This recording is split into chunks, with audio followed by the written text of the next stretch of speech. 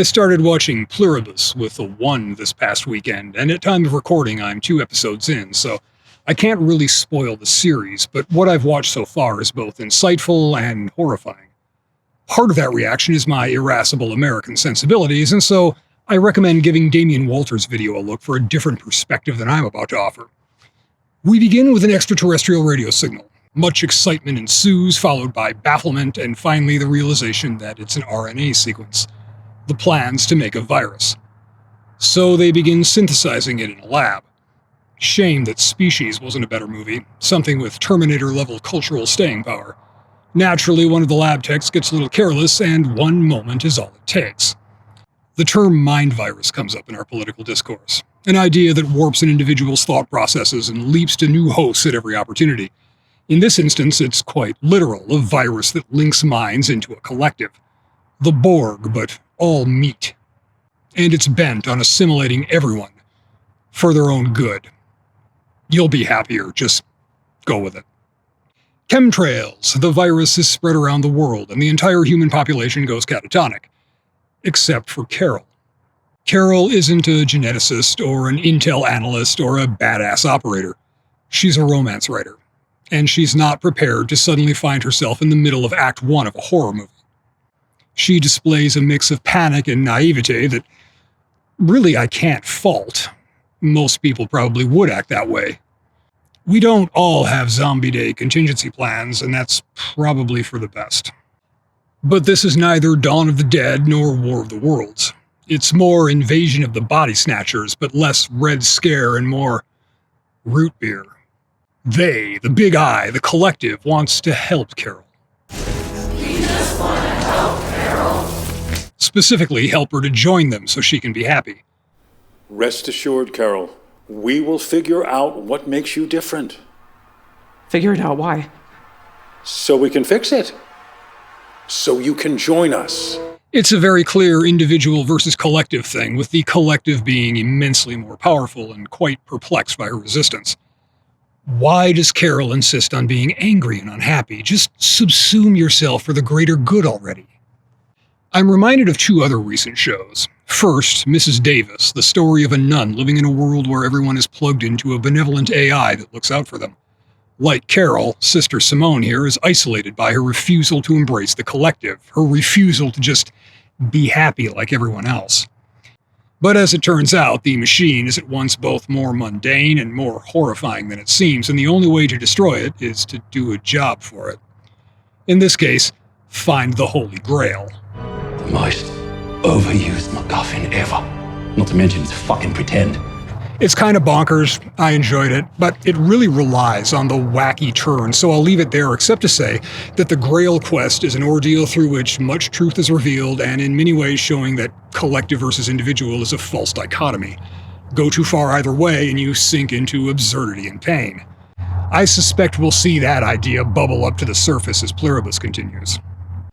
I'm also reminded of the animated series Carol and the End of the World. A planet is going to collide with Earth. It's there in the sky, growing larger each day, and humanity is winding itself down for the end. Some sink into complete debauchery, enjoying what time they have left. Others drown in despair. And some find peace by clinging to a sense of order and predictability wherever they can find it, even if it's just something like going to work. Carol joins them for a time, developing friendships and real human connections that she never had when the world still had a future. She eventually finds that balance, that place where life is best when you can be yourself with other people. Not a collective, but a community. Finding the equilibrium, even if what she wants out of life might seem rather banal to a lot of us. So back to Plur1bus and this Carol. While the collective has made it clear that it is going to find a cure for her, it's quite accommodating in the meantime. This isn't an invasion or conquest after all, it's a peaceful and joyous coming together. They won't step on a bug, but they'll enslave an entire planet? Yeah, that makes sense. Our joining is very much the antithesis of slavery. It's just mandatory and came with a massive death toll. How many people died? 886 million. 477,591. as of this moment. This is how communists sound to everybody else. Which isn't an attack on collectives or fairness or sharing, but on the taking away of choice. Cutting away freedom as something in the way. And we can see that with the other unassimilated individuals that Carol meets. A meeting facilitated by the collective. Many of those other people bring family members, or rather, the physical bodies of family members that are now just appendages of the collective. This individual is Bianba, Ottenberg's daughter. Hi, Carol. This individual is Niu Xiansen, Xiumei's husband. In his video, Damo raises the point that this scene puts Carol, the American steeped in the story of self-reliance, amongst people from other cultures for whom family and community are still much more important than rugged individualism.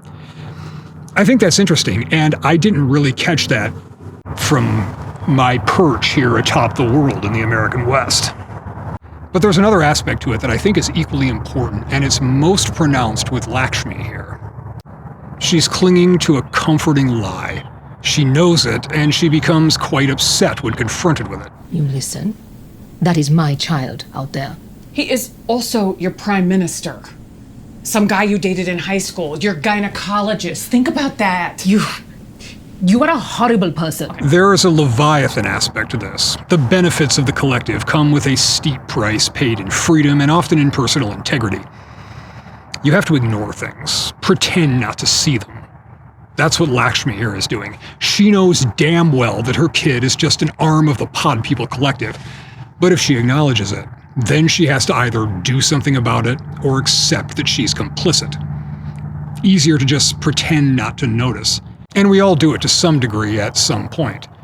That's probably why the few people I've talked to about this show find her very off-putting. She's contemptible and infuriating, but on some level, she's also us. And then there's this fucking guy. I am Kumba Diabate. Bonjour, Carol Sturka. Nice plane. He seizes the opportunity. All of humanity turned into a hive mind that's willing to do whatever it takes to appease the tiny handful of people that remain as self-contained individuals, and he takes full advantage. Flying around in Air Force One, banging supermodels, the hive gives him whatever he asked for. She was available to whoever asked. There are a few ways to look at this. On the one level, he's the personification of capitalist excess, or as Damo gets into, the self-made individual that is completely dependent on everyone else. Which is a very good critique of our current self-described elites and the way they conduct themselves, but there's another element here that I find even more interesting. The collective cooperates with him. For example, he treats these women like objects, commodities for his own amusement, and the collective readily complies with those requests because, for it, they aren't people. They're effectively drones. They are a bunch of brain-damaged incompetents, but you keep sticking your dick in them. It feeds this guy a steady stream of attractive bodies to keep him pacified. It sends Zosha to be its face to Carol specifically because it knows that that face will elicit an emotional response and aid in manipulation. And when the Zosha drone is requested for the harem, it's just a matter of moving meat puppets around. If this dude in his loud jacket is an avatar of capitalist greed, his hive mind harem is the commodification that comes with collectivism of any sort. There is no you in we. You are a perishable good, a consumable. Nothing more. And at the end of episode 2, Carol stops the plane. Not because she's telling herself a comforting lie about Zosha like Lakshmi does with her family, but because that commodification of people, that enslaving of the one to the whole, repulses her on a gut level. Let's see if going forward she finds that balance between the self and the community, gets completely bored, or harnesses the power of withering scorn and directed rage that she's already begun to discover. You killed 11 million. Because an enemy that refuses to kill yet can be felled by the millions just by venting bad mojo at it does offer some possibilities if all else fails. I'm trying out some new hardware today, so I turned down the render distance for testing purposes.